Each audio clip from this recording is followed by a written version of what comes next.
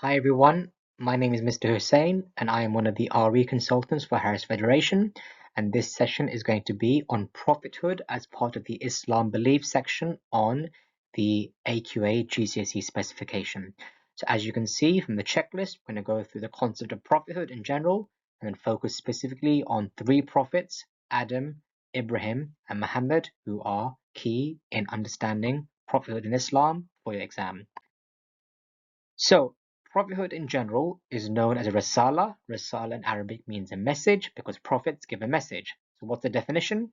Prophethood or risala is the belief in the prophets as messengers sent by God to communicate to people. And it is one of the 6 articles of faith in Sunni Islam and the 5 roots of Usuluddin and Shia Islam. It comes under one of those as well. So, 2 key beliefs about prophethood. The first key belief is that all prophets are chosen by Allah. Most Muslims believe there are 124,000 prophets that God picked, and all of them were given the same message, which is the message of Tawheed. So to worship one God, obey one God, and do not worship any idols or false gods, do not give God any partners. A second belief about prophets is that they are seen as role models. So all the prophets have stories that Muslims can learn from, and we can learn from their lives as a Muslim, and therefore they are seen as role models on how to behave according to how God wants. If I believe in prophets as a Muslim or prophethood, how might that influence me as a Muslim? Well, firstly, a Muslim would logically obey Allah's messages because prophets tell humans how to obey Allah and how Allah wants them to live. And number two, a Muslim would follow their example because they're role models. A Muslim would logically, therefore, follow their example.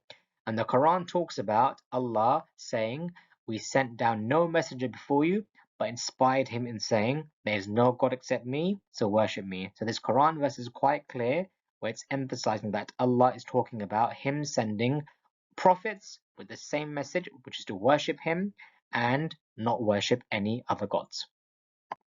Now, a specific prophet you have to know is Adam. So he's seen as one of the prophets of Allah.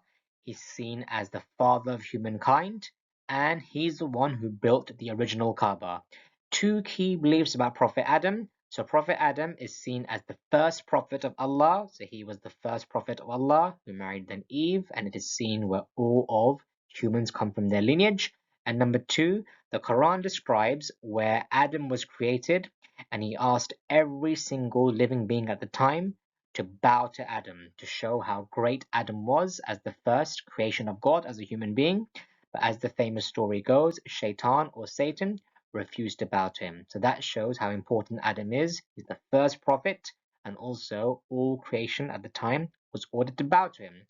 If I believe in Adam as a Muslim, how can that influence me? Well, firstly, it's going to influence me to obey Allah because Adam was told to obey him, and therefore Muslims learn from that. And number 2, to be aware of Satan or Shaitan, because Adam had that incident where Shaitan tempted him to eat from the tree. So Muslim would learn from this that if they hear any temptations from Satan or Shaitan, they should not obey that. What does the Quran say about Adam? When the Quran describes his creation, it says, "When I have made him and breathed into him my spirit, then fall down to him bowing." So that emphasizing that incident where God breathed his spirit into Adam, showing he is special, and then ordering all of creation to bow towards him. The second prophet you have to know is Ibrahim or Abraham. He is seen as one of the prophets of Allah who rebuilt the Kaaba. So Adam was the one who built the original Kaaba. Over time it was destroyed, and Ibrahim, along with his son, rebuilt it in the structure that we might see it in today. 2 key beliefs about Prophet Ibrahim. Firstly, he showed his faith in Allah by his willingness to sacrifice his son, which is what is celebrated in Eid al-Adha every single year by Muslims. And number 2, he worshipped Allah in a community that worshipped idols. So he lived in a population where most people worshipped idols, but he maintained his Tawheed, his belief in the oneness of God, in that community, despite the fact that most of them did not believe in that thing. If I believe in Prophet Ibrahim, how could that influence me as a Muslim? Well, firstly, it will inspire or influence Muslim to have total faith in God, because Ibrahim had total faith in God when he was willing to sacrifice his son, but also when he was persecuted by the people for worshipping one God. And number two, a Muslim will be influenced to, of course, perform the Hajj pilgrimage, because the Hajj pilgrimage is in honor of Prophet Ibrahim as he rebuilt the Kaaba, and many of the rituals honor parts of his life. The Quran speaks about Ibrahim being an excellent example for you. So again, it tells Muslims that Ibrahim is seen as a role model for Muslims. The final prophet that you have to know about for your exam is Muhammad. Muhammad is seen as the last and greatest of the prophets. He received the Quran, and his sunnah, or his actions, and the hadiths, which are his sayings, are also important sources of authority. Two key beliefs about Prophet Muhammad, although there are many. Firstly, he was given the Quran on the night of power in the cave. And number two, like Prophet Ibrahim, he worshipped Allah in Mecca, where at the time Mecca, most people used to worship Allah using idols and statues. So he is special in that way. Two influences of Prophet Muhammad. Firstly, a Muslim would be influenced to follow his sunnah, so his teachings or actions. And number two, a Muslim will be inspired or influenced to read the Quran, because that's the book that was revealed to Prophet Muhammad himself. And the Quran describes Prophet Muhammad as a great moral character, which is why they follow his sunnah, because they see him as a perfect role model. How could prophethood come up in your exams? Well, in a 4-mark question, you could be asked about each prophet individually, or about prophethood in general, about how prophethood or each prophet influences a Muslim today. So what does it make a Muslim do, think, act, feel, or believe? So please have a go at these, giving yourself a time limit of 3 to 4 minutes to see if you can complete them in the correct manner. So, how would I answer this question? Explain 2 ways in which belief in prophethood or risala influences Muslims. One influence is to follow their example. That's my first mark. This is because prophets are role models and Muslims would learn how to act in situations from their lives. That's my second mark.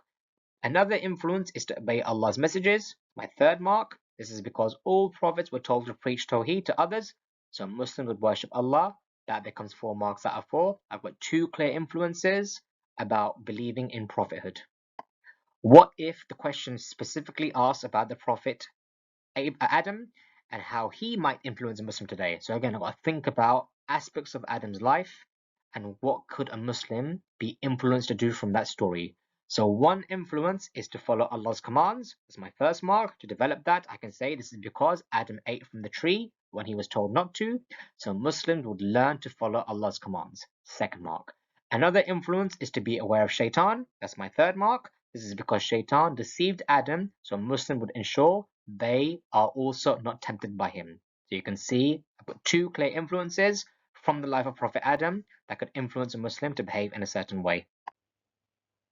Now for 6-mark questions, here are some of the variations of questions you could be asked about this topic. So you can see the first question is about prophethood in general. So you need to know 2 beliefs about prophethood in Islam with a source of authority and application. Or you could be specifically asked about Prophet Adam in general, or Prophet Ibrahim, or Prophet Muhammad. So again, it's not enough just to know about prophets in general. You have to know about these 3 prophets specifically because they're named on the specification. So do give this video a pause and have a go at some of these questions, giving yourself a time limit of 4 to 5 minutes for each one.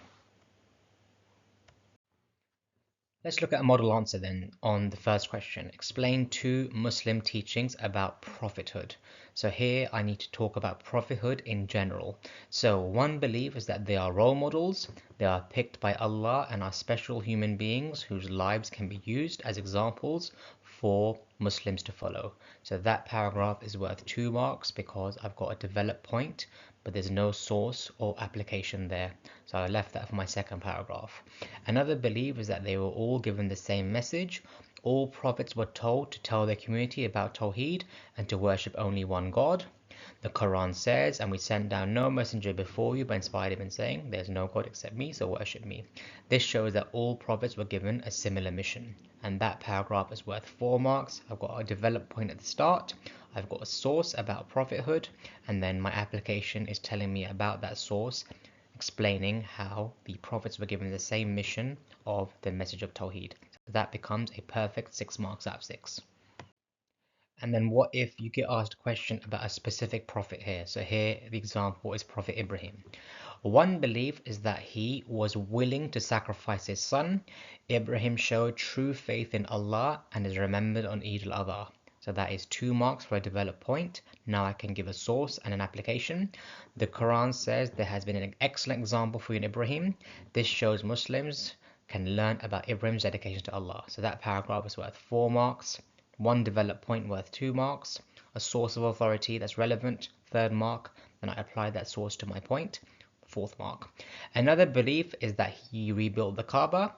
Ibrahim restored the Kaaba that was originally built by Adam, which is visited during the Hajj pilgrimage. And that paragraph's worth 2 marks because it's a developed point, totaling a perfect 6 marks out of 6.